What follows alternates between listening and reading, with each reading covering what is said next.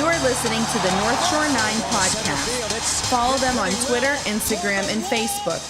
Also, make sure to watch NS9 Live every Thursday on Twitch and help support by becoming a patron. Let's go Bucks! Good morning, everybody. Welcome to Starbucs. I am your host, Anthony DiNardo. With me, as always, Jim Rosati.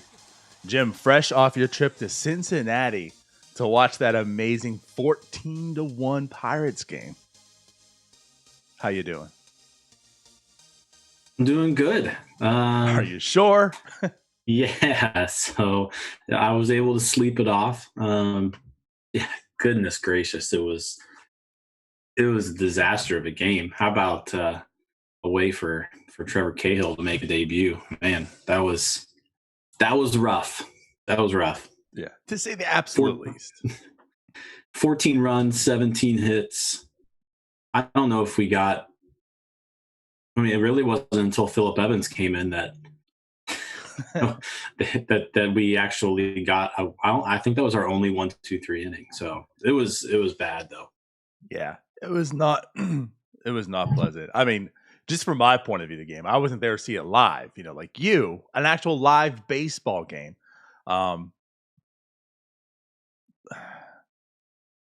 Yeah, yeah. Live baseball was cool to see. I mean, I'd been to spring training this year, but spring training's not really like real. Like one of the games was only 7 innings long, so right. So it was nice to like be in a crowd. I mean, it was a nice crowd yesterday too. So I think the Reds, it's 25% capacity. They had it was every other row, and then there were 3 empty seats basically in between like each grouping of tickets. Mm-hmm. So I mean, spread out, very nicely spread out. But it was, if you take all that out, it was pretty full. Yeah, I bet they got pretty close to that 25%. Interesting.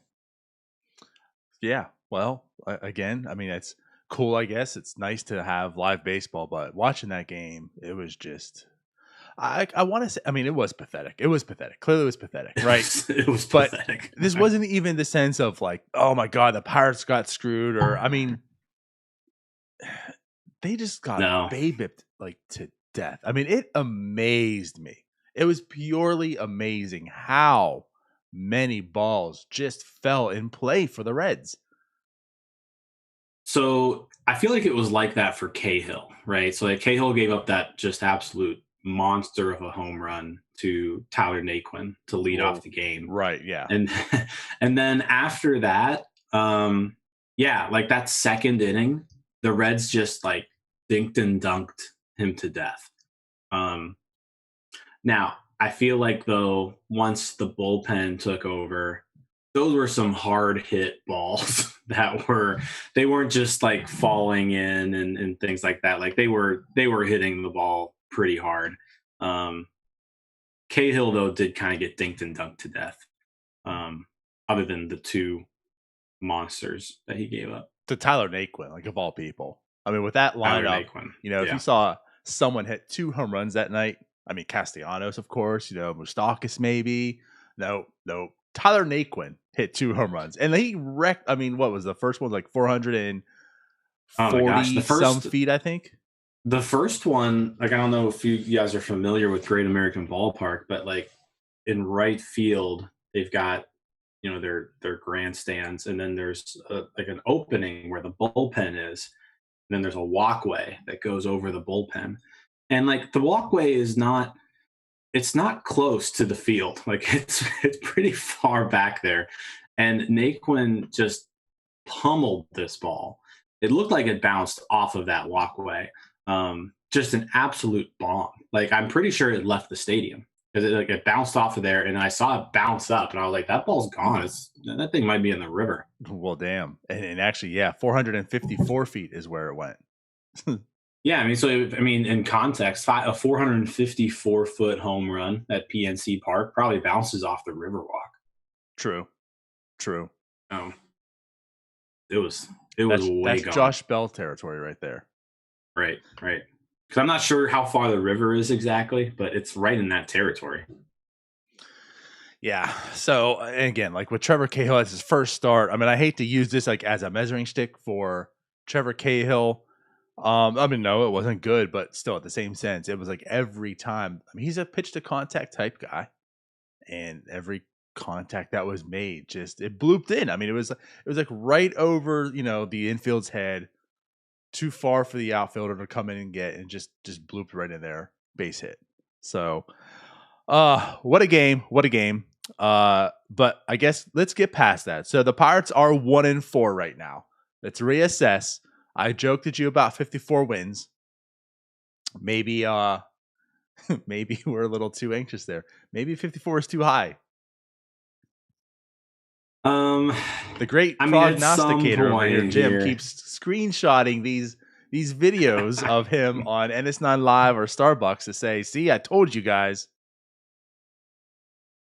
Yeah, and I'm just doing that to be funny. Like, it's gonna be a rough year. I have a feeling there are going to be better times. Like, there's going to be some wins that we string together. It's just we haven't seen it yet. Opening day was nice, right? Opening day, kind of the offense and the pitching all came together. But then since then, this offense has been terrible. I mean, Phillip Evans and Colin Moran and Brian Reynolds are all doing pretty good. But that's it. No one else is hitting. So especially, you're getting stretches of this lineup where, yesterday it went Stallings, Gonzalez, Alford, pitcher spot. And that was Dustin Fowler got a pinch hit single. That was the only time any of those guys, did anything productive. So when you have large stretches of your lineup, going 0 for 3, 0 for 4 every day, it's going to be hard to score runs. And then when you give up 17 hits and 14 runs, well, probably not going to win any games. Yeah, you're not going to win many games there if you're giving up 14 runs. But, this offense looked promising in spring. I would say obviously the offense was the strong suit in spring training. The hits were flying, the runs were being scored. But now we're in real baseball. Real baseball matters. And yeah, you're seeing where, hey, Kevin Newman's not batting 600. He's batting 222. Adam Frazier 167. Not to say that those are going to be the standard, and that's what you're going to see the rest of the year. But that's the top of the lineup has a little bit of concerns there. They're not hitting. Reynolds is doing pretty well. Moran, Evans, obviously Hayes when he first was here playing, but then it's a complete drop off again. We thought the defense was going to be a strong suit, and I guess when I say that, like it's. So, like, when we tie the defense and the bullpen, saying it's going to be a strong suit of the team, right? Put perspective on it once again.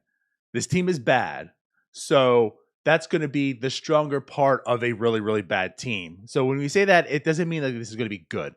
We're not out here saying top 5 bullpen, top 5 defense. But the defense was supposed to be better. It was supposed to be improved upon from last year. One of the mediocre parts of this abysmal team, right? I've seen absolutely nothing to support that right now. This defense looks worse than it has been. And honestly, I think it starts with Adam Frazier. To me, this defense, atop with Adam Frazier, just looks lost and awful. Yeah, Frazier didn't technically make any errors yesterday, but there was a double play ball that he botched that should have had. That was easy double play ball, and they only got one out of it. And yeah, he has not looked good at second base at all. I will say defensively, like Phillip Evans looked pretty good out in right field yesterday. He actually had some nice jumps on balls, but then there were some that he didn't, right? So it was one of those where he was inconsistent. Yeah, just overall, the defense hasn't done anything outstanding yet, though. Like, we haven't seen they haven't done anything average yet, really either. Yeah, we like Adam Frazier, like that's a typical like an average almost play to make yesterday in that double play. Just catch that ball. I know it was a bounce, but like you got to make that play. You know, and I'm not going to hold the title over his head. You're a Gold Glove second baseman, but like this guy was up for the running for a Gold Glove, 1 year. He's looked completely the opposite since then. Right. Yeah. I mean, the guy was a Gold Glove finalist, and he has not looked anywhere near that yet this year. So yeah, it's hasn't looked good. Defense hasn't looked good. We mentioned the bullpen. The thing with the bullpen, it has its strengths, but and I said this is where just the overall lack of depth is going to play a role in that. If these starting pitchers are only going to go 4 innings, 4 or 5 innings tops, you're going to need 4 people to come out of that bullpen and shut things down. All it takes for a game to slip away from you is for one of those 4 or 5 relievers you're using that given day to be off. So that's going to be the issue. 0.1 innings and give up 5 runs. Right. Yeah. I mean, like you saw it yesterday. I mean, obviously, the Pirates were already down 7-0 at that point. But, you bring Clay Holmes in the 5th inning, and yeah, he can't even get more than an out, right, before you have to pull him just because he's getting shelled to death. So it only takes one of those. Like in those games where you need your bullpen to give you 4 or 5 innings, it only takes one guy to be off, and you lose the game, right? So that I think that's kind of what I was referring to when I was mentioning this pitching staff in general. Like they're going to need people to pitch 9 innings every game.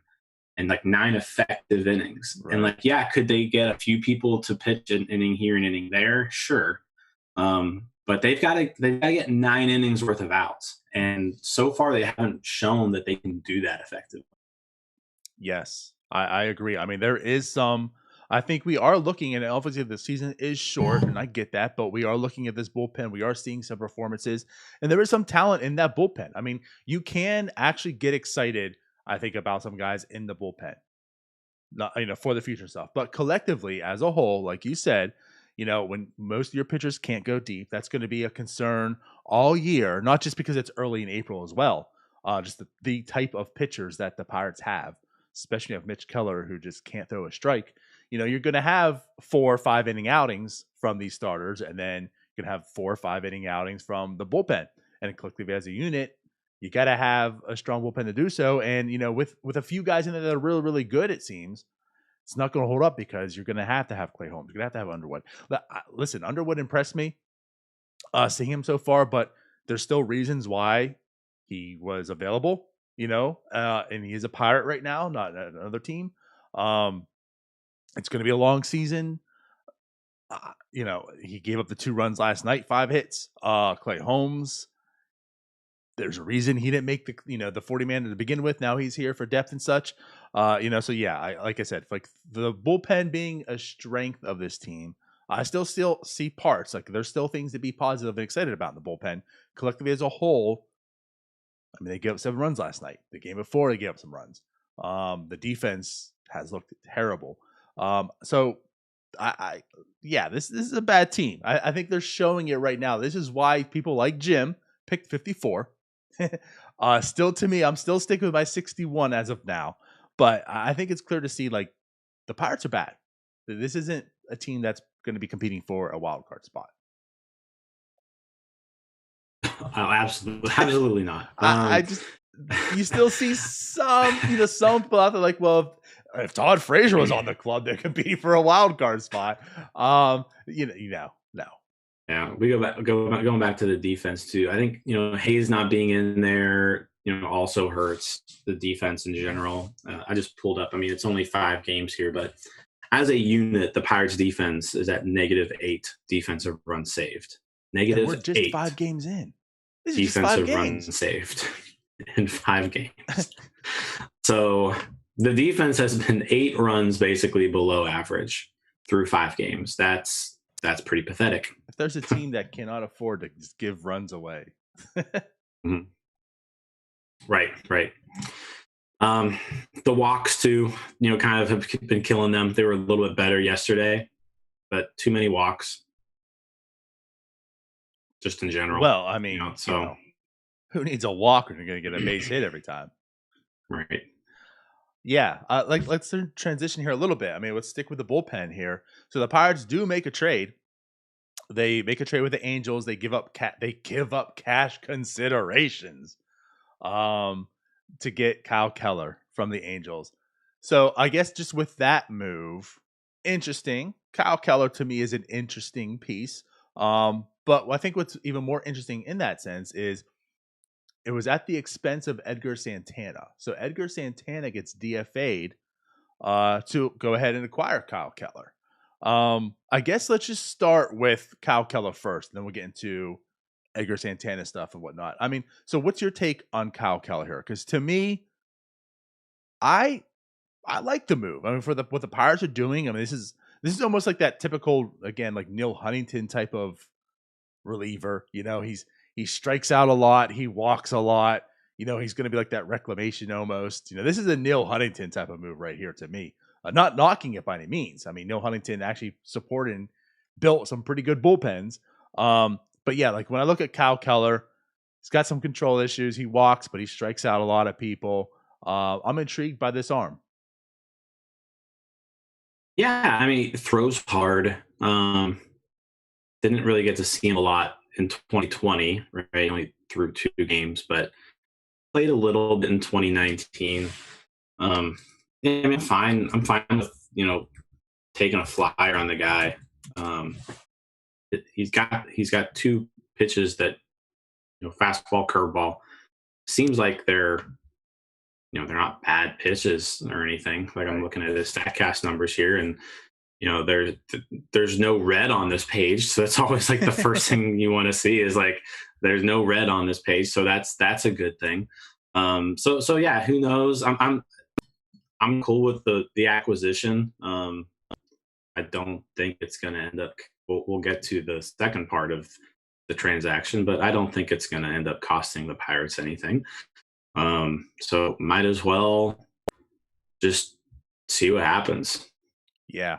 I mean, if it was about 94, 95 with the fastball, sneaks an 80-mile-an-hour curveball in there. I mean, both have some decent stuff to them. He's got a bit of the spin rate. Like he's got some of the metrics that you look for when he's 27 years old. As a matter of fact, put it this way, he will be 28 this month on April 28th, which is my birthday. So yes, Kyle Keller and myself will be both turning 28 this month. So but no, yeah. So he'll turn 28 this year. So like again, it's not like he's young by any means, but like his minor league numbers, they do impress you. In a sense that the strikeouts and such, the ERA, like those numbers were decent, as the reliever. He makes the majors. There's some, to be desired, but overall, I do like what this guy can potentially give. And we're not looking like he's going to be a closer or such, but he's going to be depth. I can see him being better than Clay Holmes. I mean, just like pretty much every other. I mean, if we're looking at just like everybody else, it kind of seems like walks are the issues.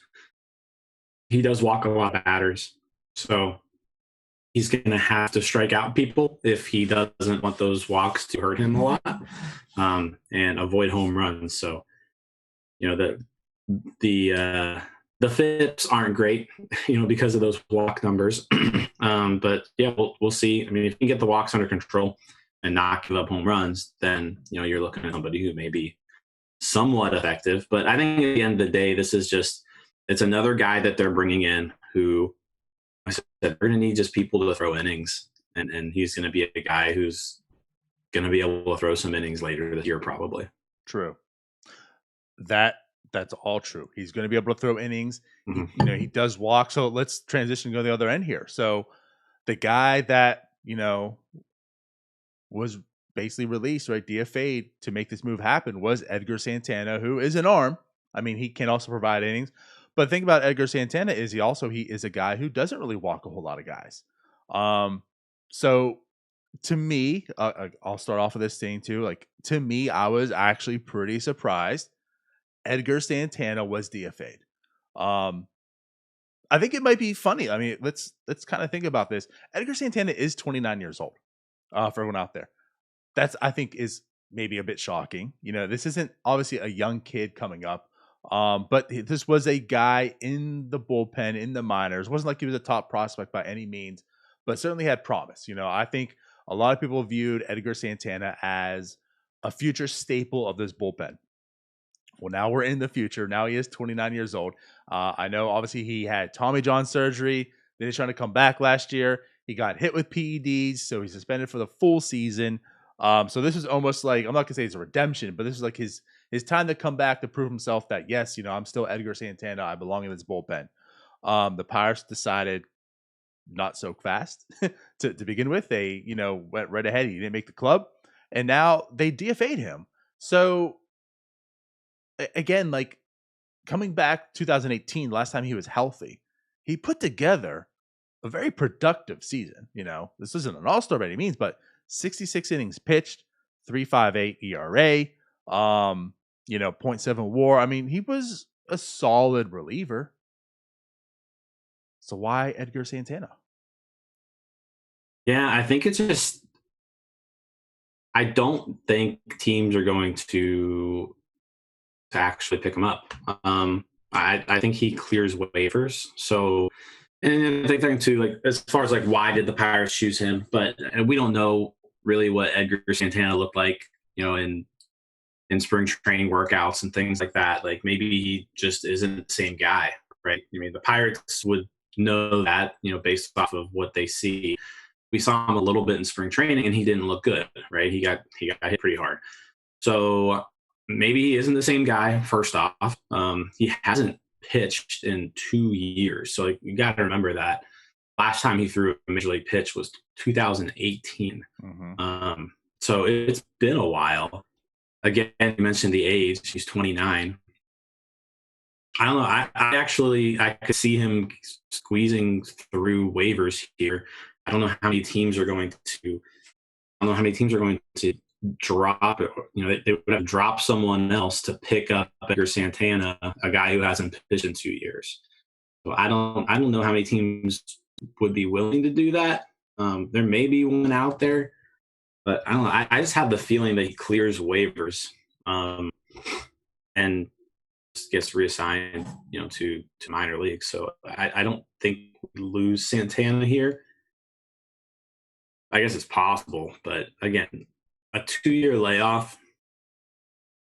There's not a lot of pitchers out there where you're like, okay, let's acquire this guy who hasn't thrown in 2 years. Right. Yeah, and I'll tell you, everything you said, I agree with. I believe in that sense. So,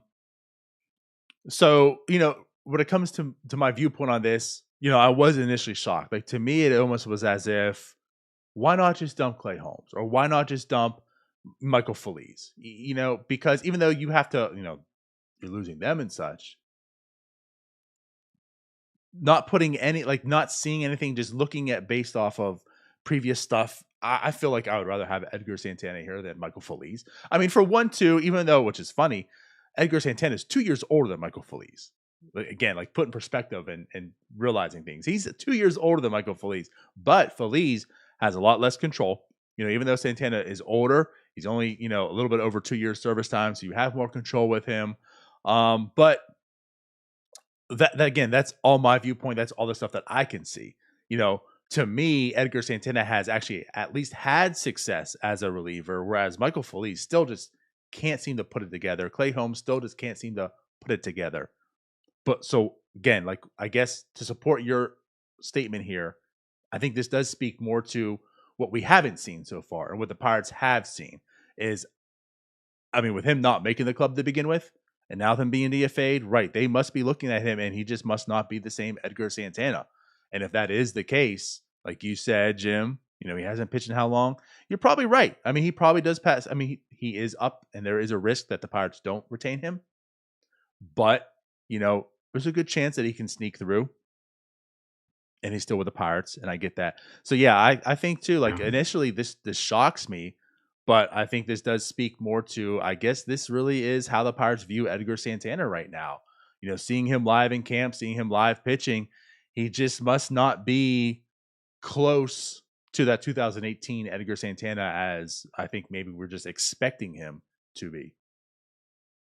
And I think the other thing too that may have played a part in it is, again, you're going to need people to pitch innings, right? And Edgar Santana has always been kind of like a one and done guy, right? He doesn't get stretched out. Like, you don't say Edgar Santana isn't somebody you bring in to, go like 2 1/3 innings or something like that, right? Whereas somebody like Clay Holmes, right? I mean, you even saw yesterday, even though Clay Holmes got shelled, right? Or let's not say Clay Holmes because he only went 1/3 of an inning. Underwood. But let's talk about Underwood, right? So Underwood didn't look good either, right? But he still got 7 outs, right? Which that alone is valuable, right? You don't have to waste other arms to pitch in this blowout of a game, right? So I think they want people who are able to throw multiple innings, and one reason, which is why Clay Holmes may even be on the team, is just for that one sole purpose. And Santana has never really done that throughout his career. He has less innings pitched than he has appearances, for his career. So he isn't really a long reliever type guy. He is a let's put you in for an inning and then get you out of there. So that could have played a role. I don't know. That's a good point. Like I said, I think it really just comes down to, I said the Pirates know they're going to be bad this year. They just need to find enough guys to pitch these innings. And I guess they think Keller can do more than Santana. Yeah. That doesn't surprise me, by any means. I guess again, the surprise was more of like the Feliz, Clay Holmes, and Santana. Which again, and this is another thing. Like, I'm not butthurt over anything. This is like Todd Frazier all over again. I'm surprised on it, right? I was assuming one thing would have happened opposed to the other, but because Edgar Santana was DFA'd, it is what it is. I mean, even though I'm talking about this and I'm surprised, it's not as if I felt like Edgar Santana was going to be this animal in the bullpen, and like, we need to keep him because he's going to have such trade value at the deadline and such. I mean, he's just a guy that just seemed to be more controllable and cheaper and potentially better than some of the other guys. That's all. So it just is what it is. Edgar Santana is DFA'd. And as Jim points out, there's probably a good chance he's going to return anyways. But I mean, also, Jim, we have to just point out and realize also, I mean, we're talking about bullpen arms. I mean, Phillip Evans is the guy, right? Like, when you talk about showtime, when you're talking about making an appearance, tuning into a game, there's Shohei Ohtani, and then there's Phillip Evans, right? And to point out, Stilo City is the guy who I saw on Twitter who actually made this comparison, which I didn't think about. The only 2 guys in baseball this year to hit a home run and pitch in the same game. How about that? Yeah, how about that? Phillip Evans doing it all. Apparently, I saw who was it yesterday who tweeted out that I guess this is something that the Pirates have actually like planned for. That like Phillip Evans was going to be one of their kind of like designated position player pitchers. Yeah. Gerard from DK Sports. So he apparently Phillip Evans was asked in spring training what pitches he threw, and Phillip Evans said, "I've got the ephus, the sidearm slider, and then the ephus up top." So he changes the eye level. He really thought this through. Yeah. So Phillip Evans with his ephus and his sidearm slider came in there, and I'll say this: like, the first thing I noticed about Phillip Evans on the mound is like he's not there to screw around. Like he's there to get the ball to the plate. No time in between pitches. He literally like was catching the ball from the catcher and then just throwing it right back to him. He was the fastest pitcher I've ever seen. And to get to efficiency as well, right? A full inning, 3 guys out, 5 pitches. 5 pitches. Why is he not going the distance? I mean, shouldn't we be stretching him out to be a starter? Yeah, I mean, the dude threw strikes. He got people to swing. And 1, 2, 3. I think they were all 3 flyouts. Yeah. Showtime, baby. Phillip Evans. Todd Frazier couldn't do this. Are you kidding me? No, he couldn't. So, and I guess to go back here, and of course, a bit facetiously. So the whole thing we joked and talked about was it seemed as if the Pirates made this move, right? Like it was Phillip Evans over Todd Frazier, more or less because of versatility. Where Frazier was more or less like your corner, Phillip Evans can play. We didn't think about pitching. I mean, Phillip Evans also pitcher. So even more reason and understanding of why Todd Frazier is just waiting to make this club, and Phil Evans is dominating on this club. Phillip Evans leads the team in weighted runs created plus, and he has a 0.00 ERA. There it is. The guy. Get out of here, Shohei Ohtani. You're not even good enough. Great value, Phillip Evans. When's the next Sunday Night Baseball on ESPN? It should be just a random Pirates game. When do the Pirates play the Angels? That's what we need. Shohei versus Phillip Evans versus Shohei Ohtani. Right. Head to head. All right. So that's So we talked about the bullpen here. Talk about the Keller edition. Let's talk about the other Keller. Let's transition there. Ugh. Because all right, let's go back into the offseason mode. I think all of us had a little bit different viewpoints on him. I was probably a little more optimistic in the sense of his stuff is so good. I'm not saying he's going to be an ace, but his stuff is good. I was expecting a solid season this year. Tyler made some really good points, and I almost agree. Like he understands the stuff is good, but his thing was more or less just like whatever he's doing in majors just isn't working though. Like it's not there. He doesn't know why or what's going on. Maybe we can talk, and maybe we're seeing a little what's going on here in my viewpoint too, which I think a lot of people on Twitter kind of agree to this as well. But like just watching his last start, like this stuff is still good. The guys were whiffing at his stuff. I think I gotta pull it up here. I lost it with the red stuff, but I think they're whiffed at like 20-30% of the stuff that he threw. Decent, but he just does not trust his stuff at all. I mean, this guy pitches so scared. He just refuses to enter the strike zone on anything.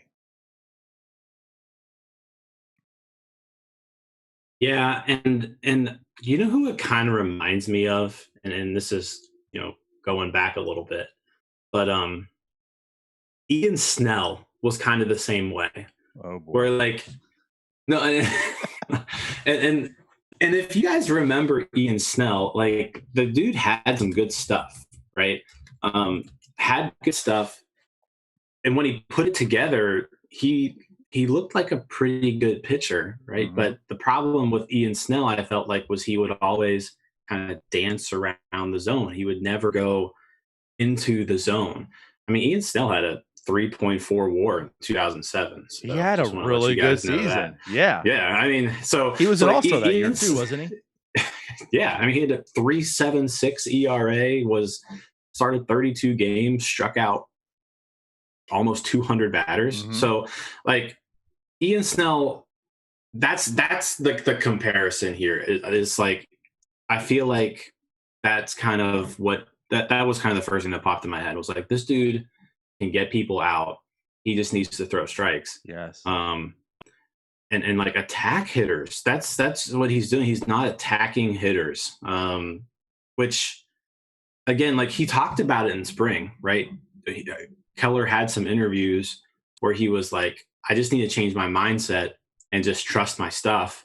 And it seems like he's not doing it. Right. He's still being very deliberate about everything. He's not attacking. And he's got the stuff where if he did just attack, it would play. Because you've seen it, like when The he's stuff throwing, is good, right? yeah, I the mean, stuff is guys good. do miss it. Yeah, yeah, the stuff is good. I don't know if it's just a command thing or if it's a confidence thing.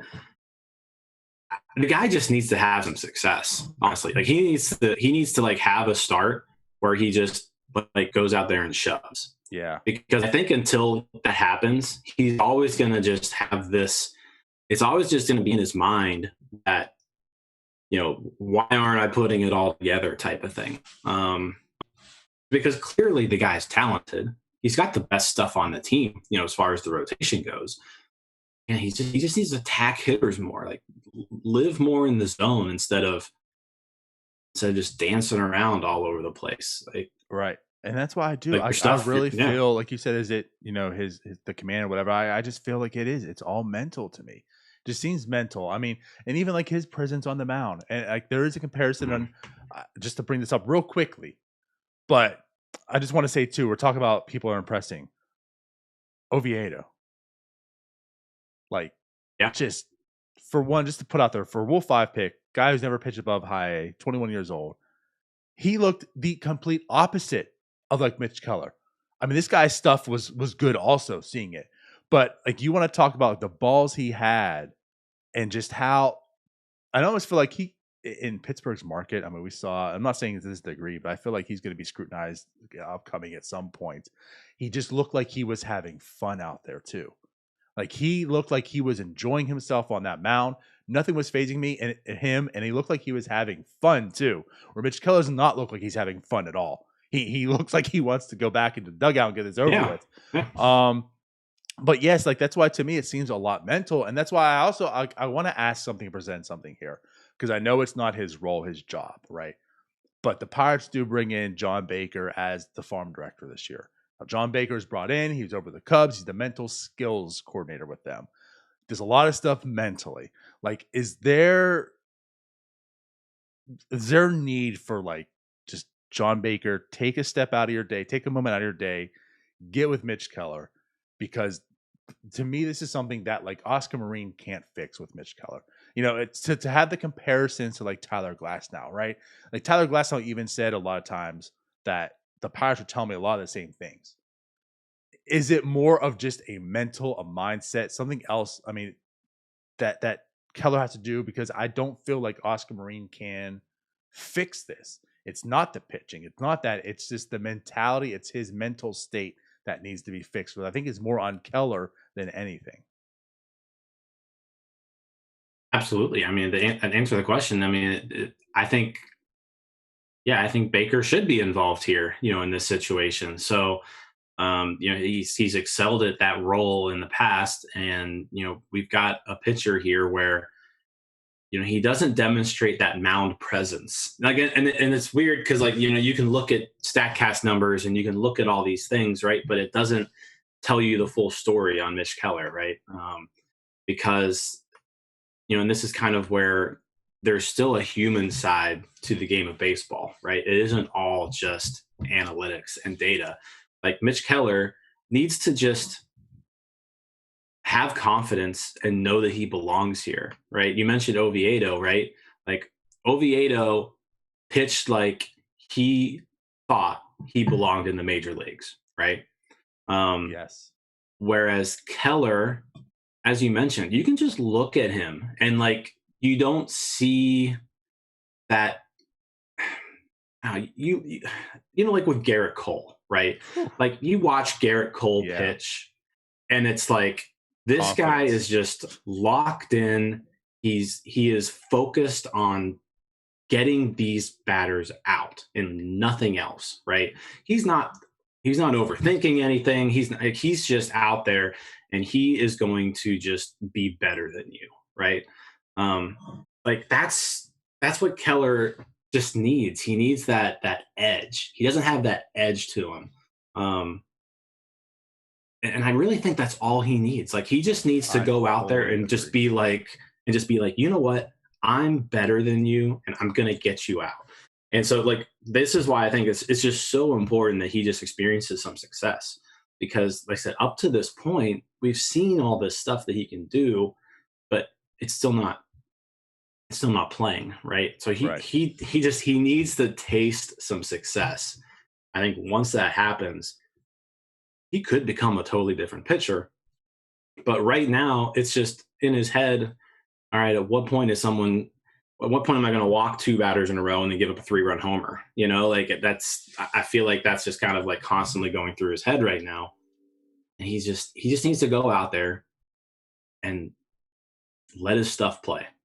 Yeah. It's Yeah. good. I agree. Actually, some comment made me joke here. Mitch said, Mitch, not Mitch Keller. Mitch, not Mitch, says Keller should watch some Rocky series. He should watch the Rocky series on repeat all weekend. That I could get with. If I watch the Rocky series, I'll probably be pumped up. I might be pumping 96 on the gun if I watch the Rocky series. And what he also says too. Yeah. Oh, go ahead. Yeah, go ahead. I mean, he's bringing in like AJ Burnett, right? Another guy. Like, I mean, you could talk about Burnett, you could talk about Cole, whoever it is.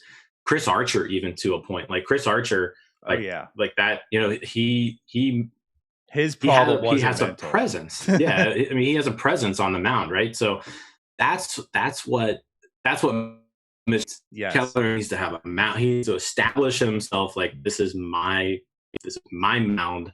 This is my baseball field. And I'm going to get you out. And until he does that, we're just going to keep seeing this dancing around thing. He just needs to attack. I agree. And I just want to bring up something too, because, Mitch said it, and I saw that somewhere on Twitter too, but bring in like AJ Burnett in. For one, AJ Burnett being on the Pirates organization somehow, I would be for, like, regardless, somehow or another. I mean, he's a great guy. But as far as, again, I saw this in the sense of bringing AJ Burnett to help like Mitch Keller. I don't know if that really is the answer either, because to me, like, AJ Burnett has that you're absolutely correct. That's why you would want to bring him in, because AJ Burnett mentally, he was going to make you sit the F down. Like, he did not have that problem at all, one bit.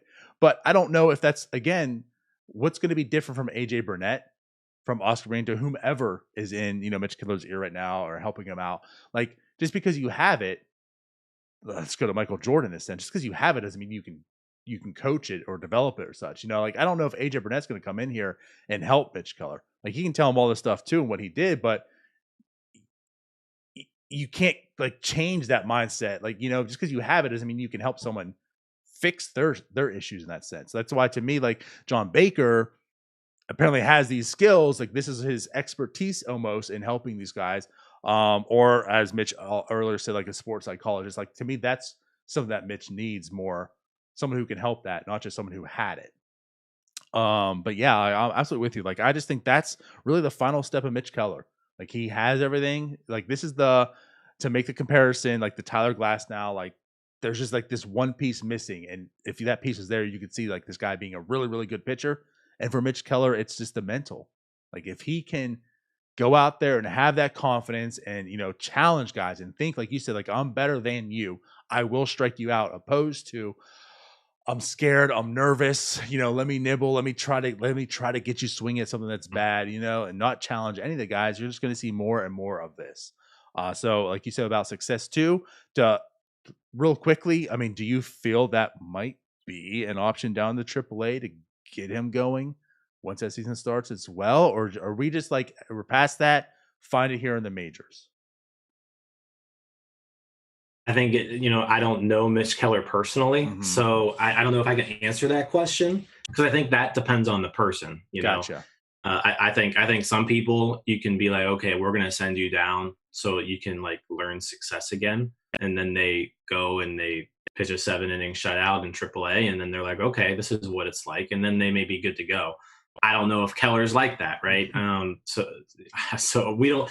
I'm not sure what would be the best approach, but he needs to taste success. I mean, that's essentially what it comes down to. Right. He needs to have a game or like a string of a couple games where he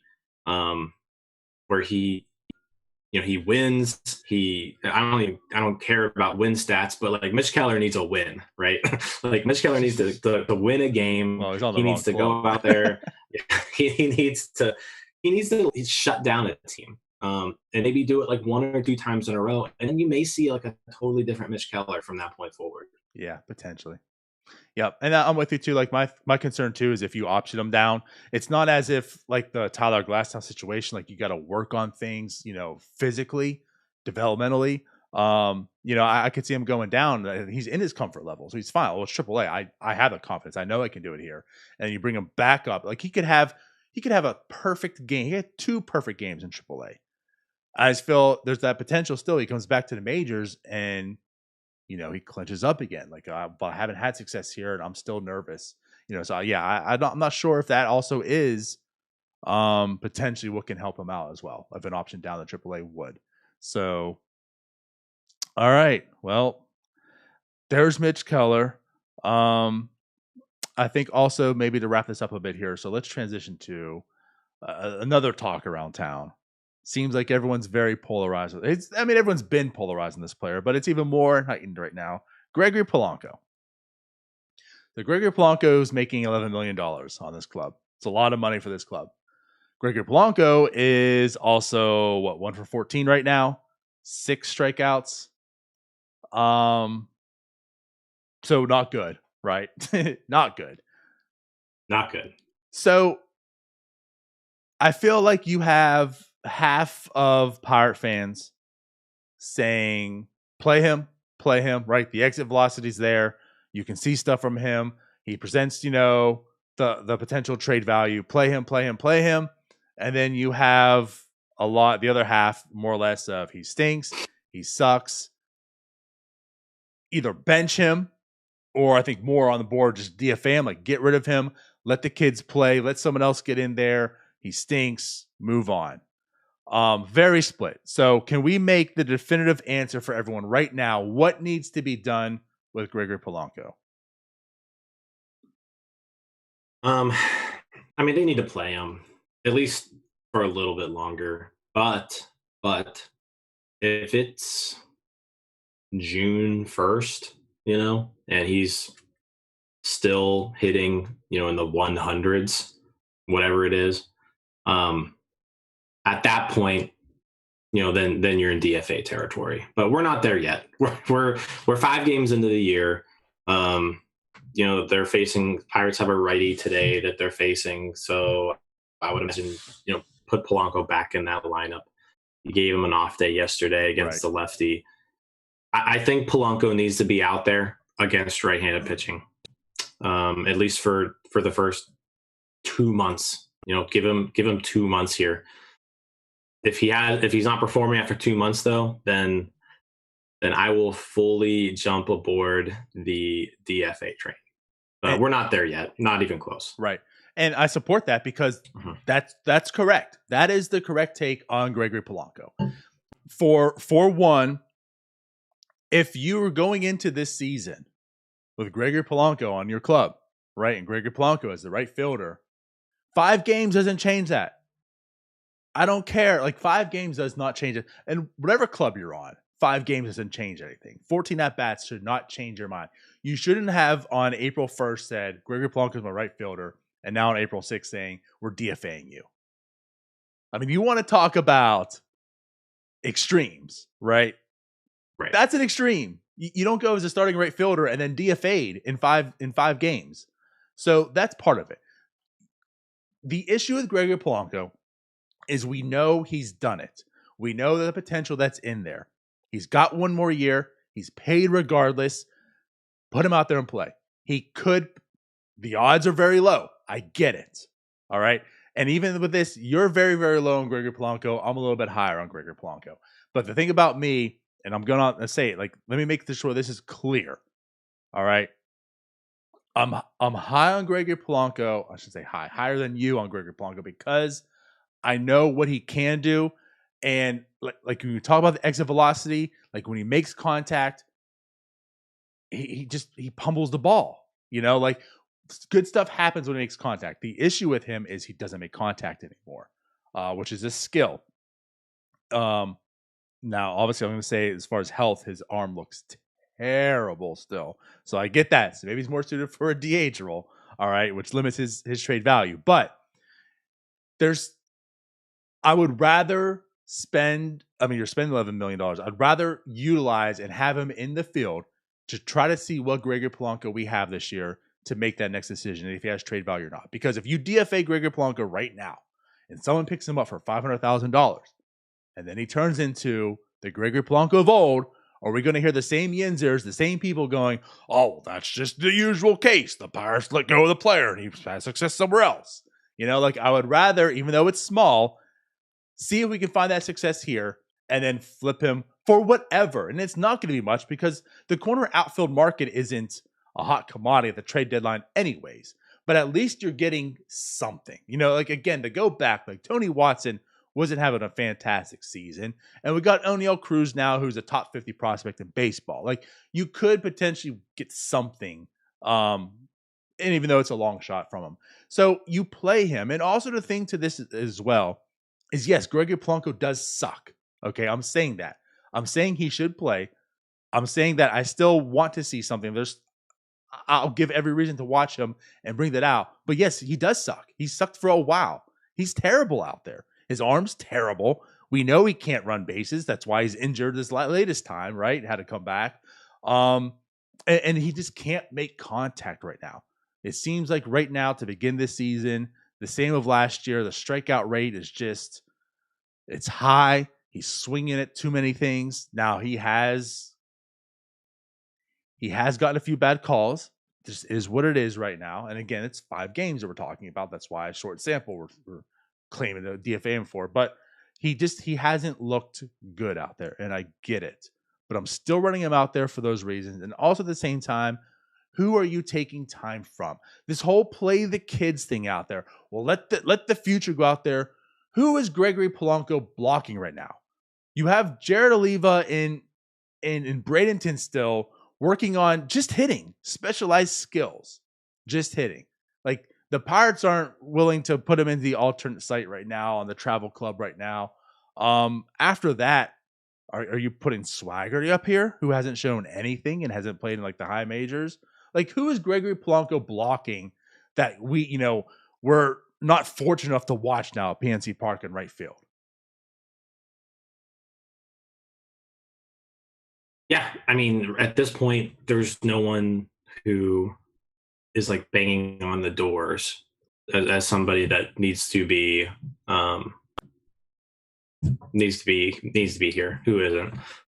So I think that's, and again, you mentioned it. He was your starting right fielder going into the year. It was really just 4 games, really. 4 games doesn't change that. Okay, 4 games. You're correct. It's a 4-game stretch. If this 4-game stretch happened in June, no one would even be talking about Gregory Polanco right now. We wouldn't even really notice it, right? It's just because it's the first 4 games of the season. That's why people are talking about it. No one notices a 1-for-13 stretch over 4 games in June, right? So in my opinion, nothing's really changed since spring training. Gregory Polanco came into this year as starting right fielder. He's going to be the starting right fielder for a significant period of time. Like I said, if this is still happening in June, then let's revisit this conversation. But again, he's played 4 games. Right. Right. What if he goes 7 for 14 his next 14 at bats? And it's what's your stance then? I'm not saying that's going to happen. I think that's obviously a low risk there, or high risk, I should say, in that happening. But it's just because he's not blocked, it would be completely different, I feel, as if there was an Andrew McCutchen waiting there, and he's not here because Gregory Polanco. To me, that's different. You know what? At that case, move on. Let's get Kutch up here. Let's get this thing going. But there's no one he's blocked. If Gregory Polanco right now was a middle infielder, that would be completely different. He's not in this club. He's nowhere near the level of talent needs to be. It is what it is. But he's a right fielder. There's no one, that he's blocking to get here. So it's safe. It's comfortable to let him go out there and see what he can do and then see if you can trade him. And you are right. At this point in time, no. But I'm not saying he has to be on this club to the very last day on October 3rd. If it is June 1st and he's batting 180, you're right. There's no potential of a trade at this point, because even if he catches fire in June, clubs aren't going to buy into that. Like, clubs aren't going to give something of value for Gregory Polanco. There's going to be enough corner outfielders, enough guys who can fill in that role to give something up for. So, like, yes, if it's June 1st, to me, like, that's the measuring stick. At June 1st is when you make that decision. If he is not cutting it, you DFA him, because at that point in time, too, you're a month into AAA, minor league systems and such. Maybe Swigert is ready at that point in time. Hey, we had it over and under. You've said that Swiggert's going to have a lot of innings this year. I think Tyler's on board with it as well. And maybe that's what's going to happen. It's at the expense of Gregory Polanco, because on June 1st, he's batting 180. And at that point in time, I'm good with it. It's done. The experiment to me is completely over. Sunk costs. You've already paid. DFA him. Move on. But at that point in time is when you probably have someone who's earned the rights and has the ability to go ahead and play in right field. This point in time, no. Yeah, I think Gregory Polanco just gets picked on, and it's understandable why. He's been a frustrating player, right? But I mean, why isn't there this outrage for Anthony Alford? Anthony Alford hasn't gotten a hit yet this year. So, like, where's the Anthony Alford outrage, right? Polanco's been better than Alford. So again, it's just because it's Polanco. He's kind of in the spotlight, and he just gets us frustrated from time to time. But again, it's 4 games. Calm down a little bit. Give him a little bit more time to, before we bring out the pitchforks here. Right. Yeah, I get that. And I'll say this, like, I totally understand the frustration as well. I'm not telling you not to be frustrated or get pissed off about Gregory Polanco. Like, I get it. Continue to be as pissed off as Gregory Polanco as you are right now. I mean, it's well deserved. But the correct answer is not getting rid of him right now. It just isn't. It just isn't. And I'm sorry to tell you that. It just isn't. And this club, again, as we started the show off, while you mentioned it, this club isn't good. They're showing you it's not good. So get any type of expectations that we want to see winning. It just ain't going to happen. I mean, yeah, you want to see winning, but it's not going to happen. So what's best for the club and the direction that it's going? What's best is you play Gregory Polanco to June 1st, see what he has. If there's something there, you keep playing him to try to trade him. Trade deadline passes. If that's the thing too, if Gregory Polanco isn't traded and it's August 1st now, it's still over. It's done. Like, at that point in time, he's a bench guy, and you get Swigert there. Like, you get whomever there that can play. Oliva, whatever. It's over then. There's no point. Right.